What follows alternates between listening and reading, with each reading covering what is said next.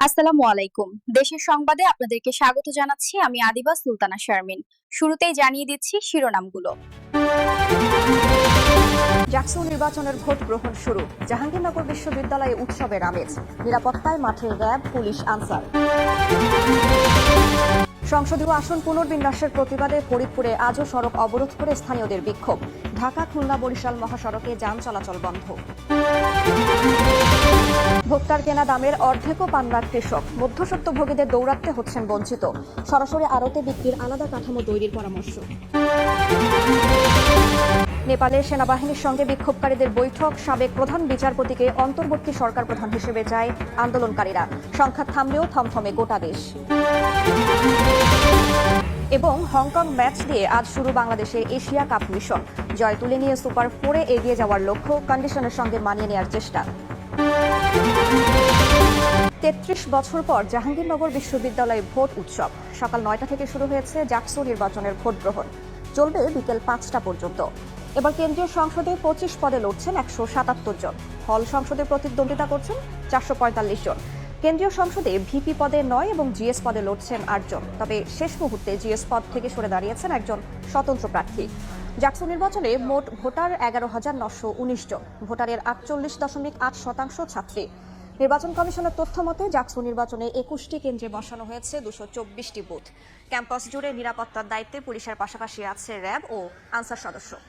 প্রথম আর কি ভোট দিতে আসছি, আবার সারা বিশ্ববিদ্যালয়ের সবাই আমেজপূর্ণ পরিবেশে আর কি প্রচার প্রচারণা শেষ হয়েছে। আশা রাখছি আমেজপূর্ণ পরিবেশে আবার বিশ্ববিদ্যালয়ের সকল ভোট সুষ্ঠুভাবে আর কি সম্পূর্ণ হবে। আমাদের ক্যাম্পাসে আসলে বহিরাগত যারা এবং এমনকি সাবেক শিক্ষার্থী যারা, তাদের এন্ট্রান্সটা রেস্ট্রিক্টেড, কিন্তু দেখা যাচ্ছে যে কিছু কিছু জায়গায় আসলে তাদের অবাধ বিচরণ দেখা যাচ্ছে। সো এটি যদি প্রশাসন খুব ভালোভাবে ডিল করতে পারে এবং আইন শৃঙ্খলা বাহিনী সহ প্রশাসনে যারা আছে তারা যদি ভালোভাবে এটি সমন্বয় করতে পারে, তাহলে আমি মনে করি যে ৩৩ বছর পর এই নির্বাচন অনুষ্ঠিত হলেও এটি একটি ইতিহাস বা মাইলফলক হয়ে থাকবে। এই জাকসু নির্বাচনের মাধ্যমে শিক্ষার্থীরা গণতন্ত্রের প্রতি যে সবার একটা আকাঙ্ক্ষা, আগ্রহ, সেটার প্রতিফলন দেখতে পাচ্ছে।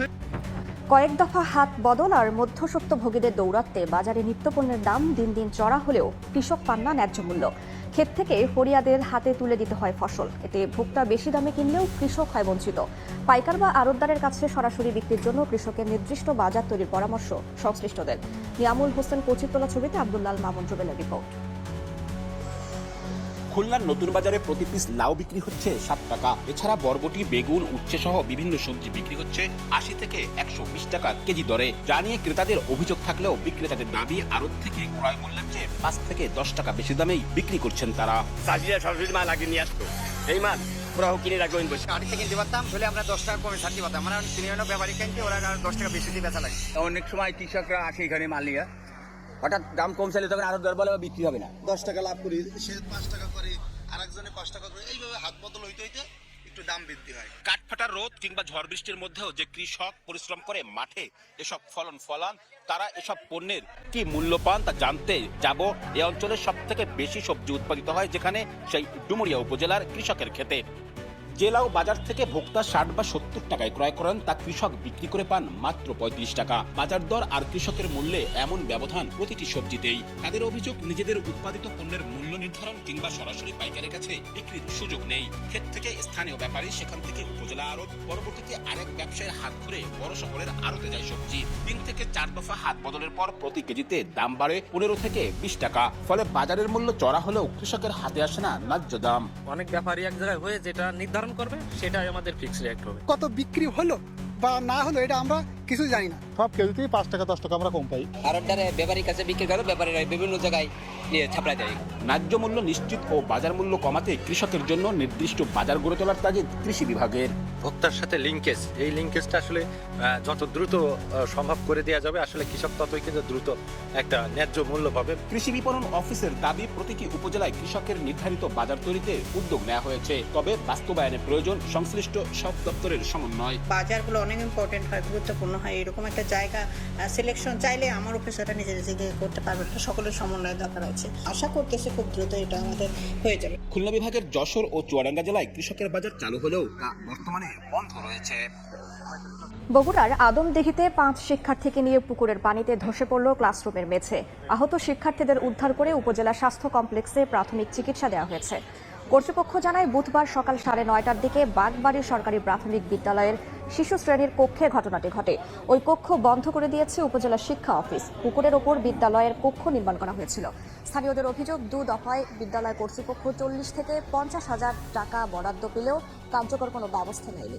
নেপালে বিক্ষোভকারী প্রতিনিধি ও সংশ্লিষ্ট স্টেক হোল্ডারদের সঙ্গে বৈঠক করেছেন দেশটির সেনাপ্রধান। স্থানীয় গণমাধ্যম বলছে, অন্তর্বর্তী প্রধানমন্ত্রী হিসেবে সুপ্রিম কোর্টের সাবেক প্রধান বিচারপতি সুশীলা কার্কির নাম প্রস্তাব করেছেন বিক্ষোভকারীরা।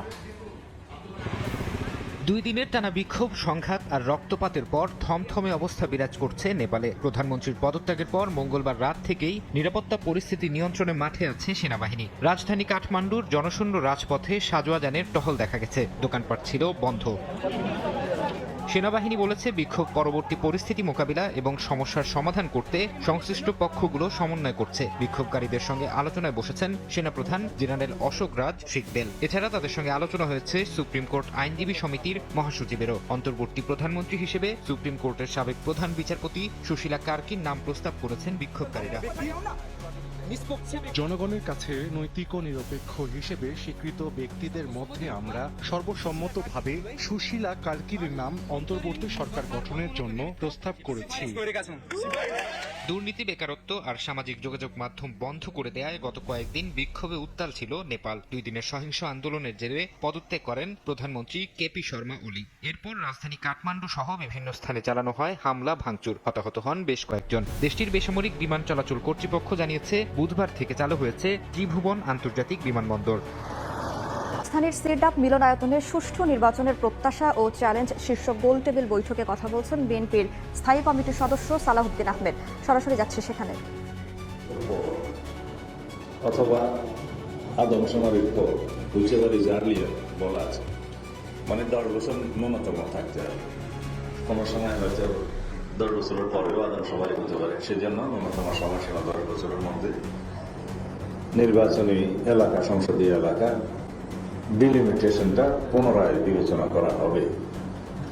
এটা অবশ্যই based on the number of voters অথবা জনসংখ্যার ভিত্তিতে প্রশাসনিক অখণ্ডতা, যোগাযোগ ব্যবস্থা ইত্যাদি বিবেচনায় নিয়ে করা হয়।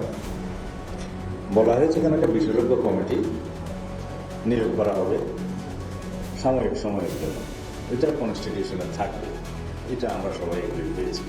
কিন্তু এখন ডিলিমিটেশন যেহেতু হয়ে গিয়েছে, এইবার সেই আইনটা এইবার লাগছে না এবং সেই সাংবিধানিক সংশোধনের সাথে সামঞ্জস্য রেখে ডিলিমিটেশন আইন যেটা আছে, সেখানে এক ধরনের আইন, সেটার সেকশন 8-এর পরে আরোক্ত বিধান এভাবে সংযুক্ত করা হবে, যাতে প্রতি 10 বছর পর অথবা আদমশুমারির পরে মিনিমাম 10 years এই বিশেষজ্ঞ কমিটি নিয়োগ করা হবে নির্বাচন কমিশনের সহায়তার জন্য এবং তাদের পরামর্শ মতে ডিলিমিটেশনটা হবে। তো এগুলো এইবার আর লাগছে না। এইবারের জন্য আমরা সাময়িকভাবে পরামর্শ দিয়েছিলাম যে বিশেষজ্ঞদের নিয়োগ করা হোক সাময়িকভাবে, সেটা করেছে ইলেকশন কমিশন।